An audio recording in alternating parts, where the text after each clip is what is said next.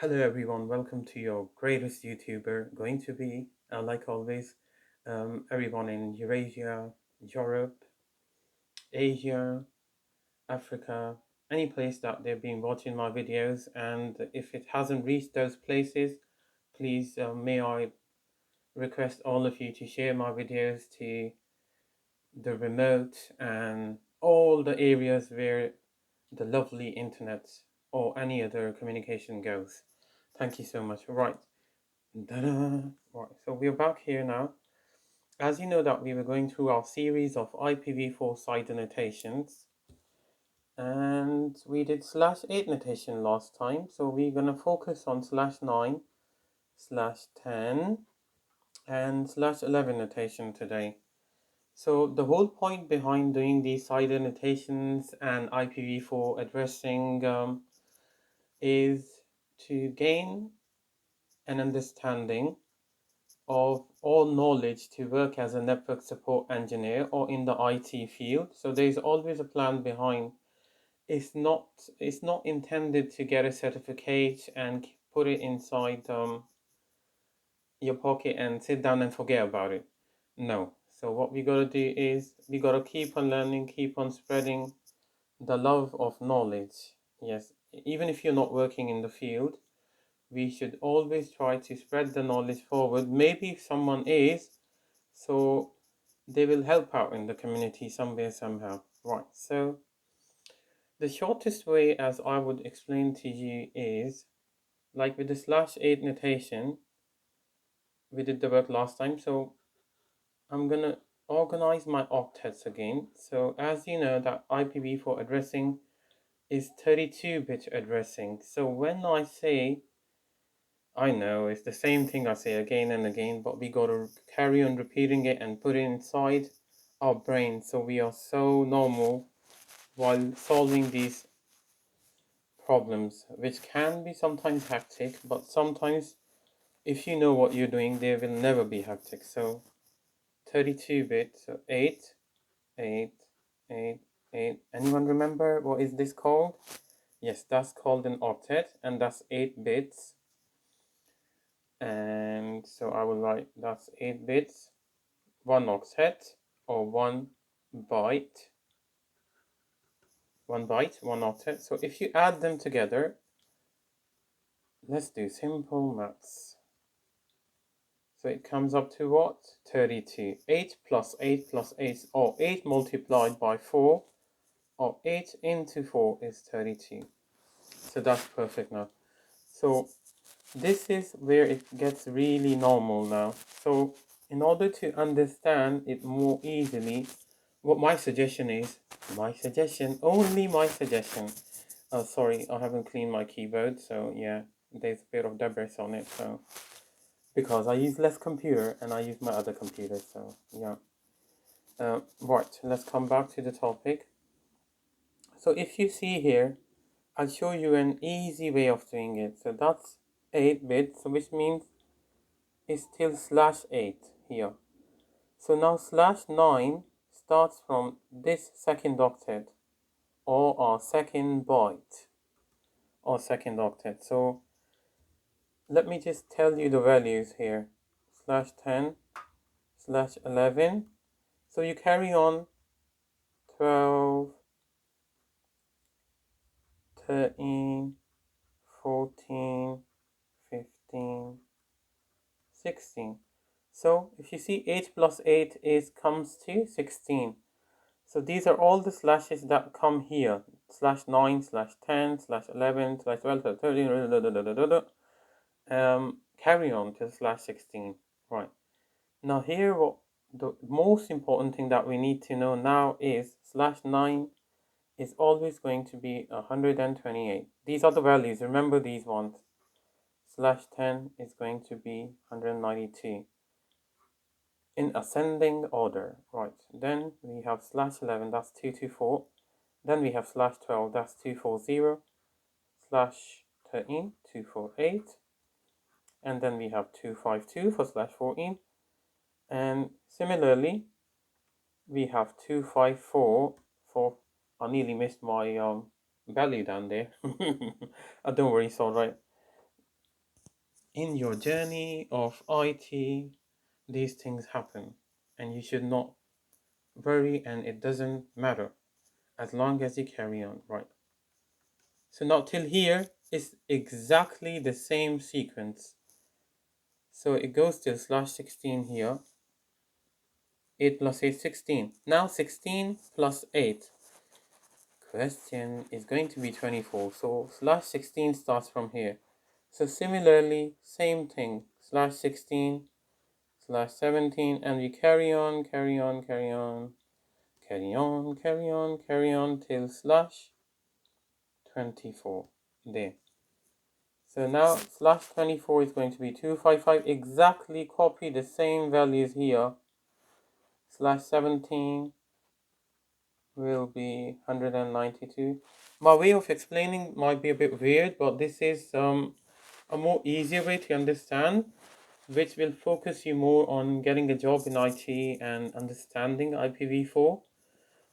And obviously, if you want to do certifications or IPv4 addressing course, N+, CCNA, Juniper, and other places, and Draytech routers.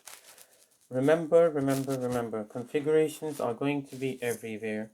So when I say config, it's a big topic in itself. So configuration, if you know your configuration, you are in IT.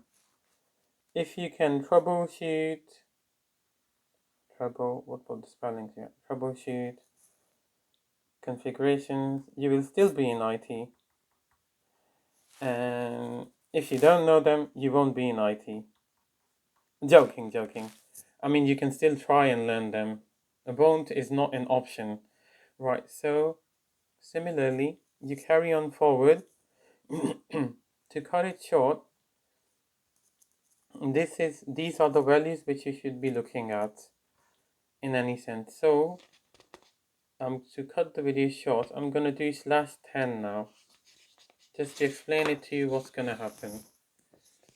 So same routine, guys and girls, gentlemen and ladies from all over the world. So what we got to do is break it into 4 octets. So we have what? /10. So what the heck is /10? Right, /10 is a prefix notation and a CIDR notation. Simple as that. So right. So as you know, /8's value is 255. So we are sorted here. Now once we move forward to the next one, so /10. So 8, 9, 10. So it will be the second value. Remember, /10 is always going to be 192. Right, so remember 192. Right, so 192 here. There. No values, so that's going to be 0 and 0. So that's what is going to be our mask. Remember this. And remember, IPv4 has classes. A, B, C, D, E. Yeah, so A, B, C, D, E, F, G, H, I. Right. IPv4 addressing has got classes, and it's a 32-bit addressing scheme. Remember, but everyone remember this. IPv6 has got no classes. No classes. IPv6 has no classes. Just on a slight note. Remember, and that's all finished here. Now, so that is why the values are so important. Let me do a recap of this one. So the eighth value is always eighth value is always going to be 255. So when you know that the eighth value is going to be 255, what will you do? Just put a 255 down there. Easy peasy. Now the 16 value is going to be what? 255. Thank you. Now look at the 24 value is going to be what? 255. Easy. So that's come up to /24 here. And then here it's going to be 0. So if it's a /24 mask you're looking for.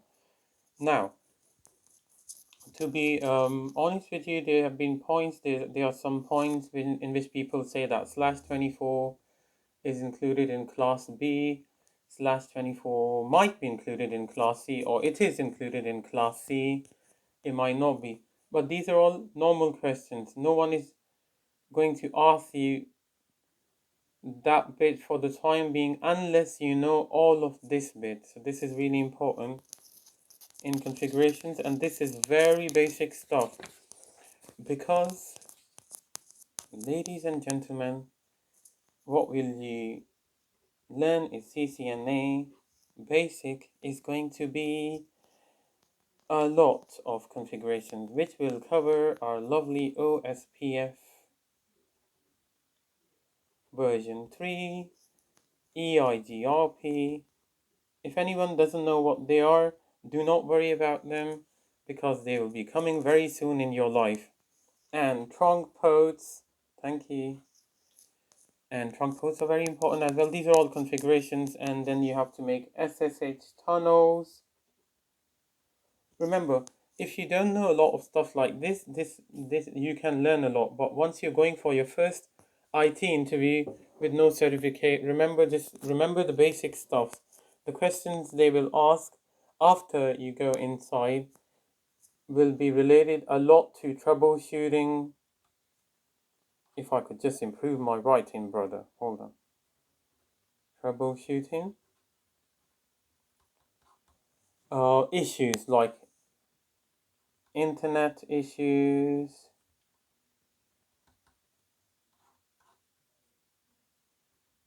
So remember, internet issues, if you are going to go for your first IT job, they might ask you for, especially for support. So what I'm telling you is regarding IT support. Remember, IT help desk support, help desk,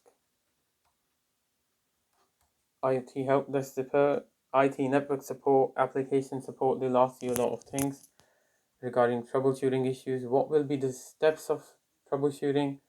Regarding protocols, what does ICMP do? And what is IP, Internet Protocol? What is UDP? These normal things, and then they'll give you scenarios where you can give example. You have to give example where you have worked before, how you have coped with a deadline, or how you have dealt with a customer. Nowadays, clients are everything, and obviously, other thing you really want to do is, if English is not your first language, or even English is your first language, you have to concentrate on soft skills, because on the phone you'll be talking a lot with customers, and you have to be very soft in your talk, and you should not use technical jargon, which I usually say that they can't understand. So soft skills are very important. Before giving your interview, it's a good idea to have soft skills a little bit and have some troubleshooting and technical knowledge about cable issues, internet issues. Once you are inside the firm where you're working, they have different technologies. It depends what sort of firm you'll be working for. Then you can learn from time to time, and maybe if you are lucky, they might give you some training as well, which is an issue at the moment. But yeah, so coming back to the track, IPv4 CIDR annotations, this is how it all works. So carry on watching my videos. In the next video, we'll be coming back to our IPv6 addressing.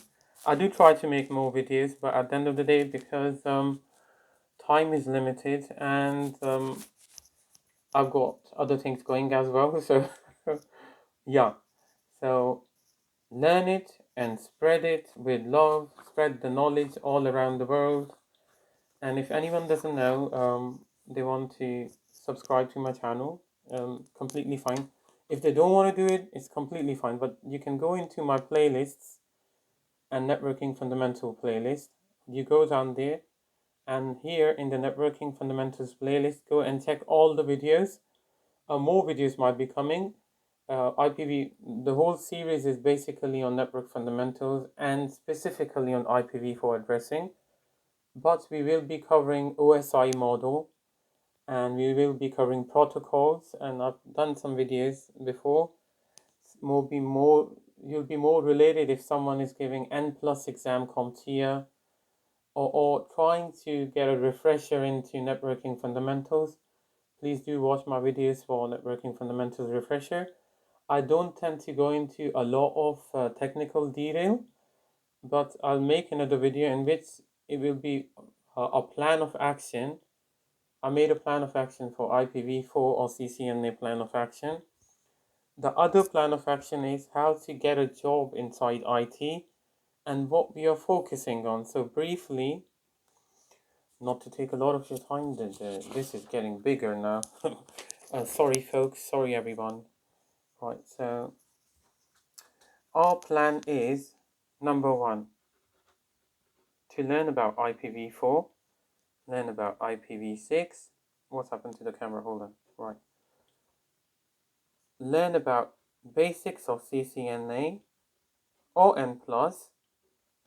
It will be very beneficial if someone has done an A+ hardware before, because that from hardware to moving into network is more easier. So hardware into networkware or network is going to be easy. Otherwise, the base is not going to be very strong, in my opinion. But if someone just wants to start with N+, why not? Yeah, so we got to do IPv4, IPv6, basic topics of IPv6, which will cover all the layers of OSI model. When I say all the layers, only CCNA level. After transport layer, there might be topics of CCNP, which we don't want to do.